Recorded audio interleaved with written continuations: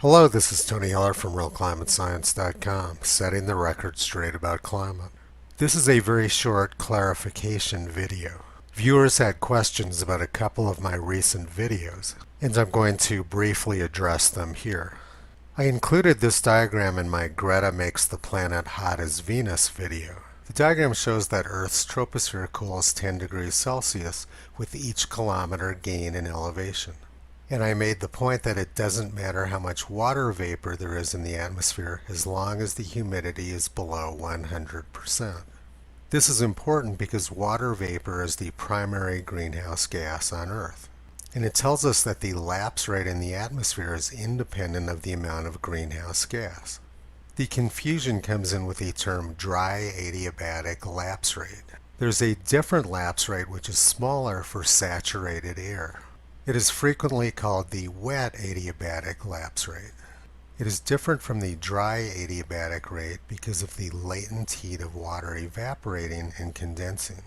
And the terminology is confusing because most people associate dry air as meaning low humidity. But in the context of the lapse rate, even 99% humidity is considered dry. It's unfortunate that the people who chose the terminology use the terms wet and dry rather than saturated and unsaturated.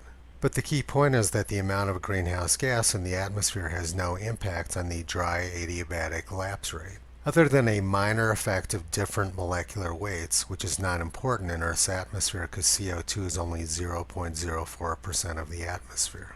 On Venus, the lapse rate is a little bit higher because CO2 has a higher molecular weight than either nitrogen or oxygen.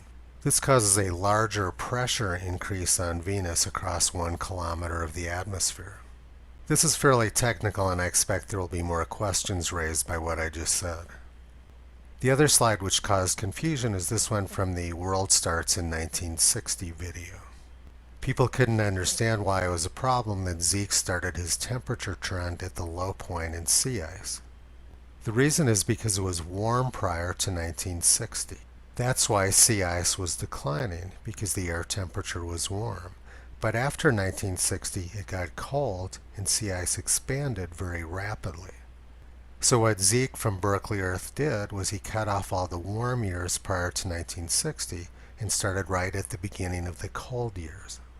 Remember, in that video I was discussing temperature trends, not sea ice trends. I was just using sea ice extent as a proxy for temperature. Hopefully this helped a few people and didn't put everyone else to sleep. Visit Toto on the web at realclimatescience.com. He's been pulling back the curtain on junk science and propaganda for a long time.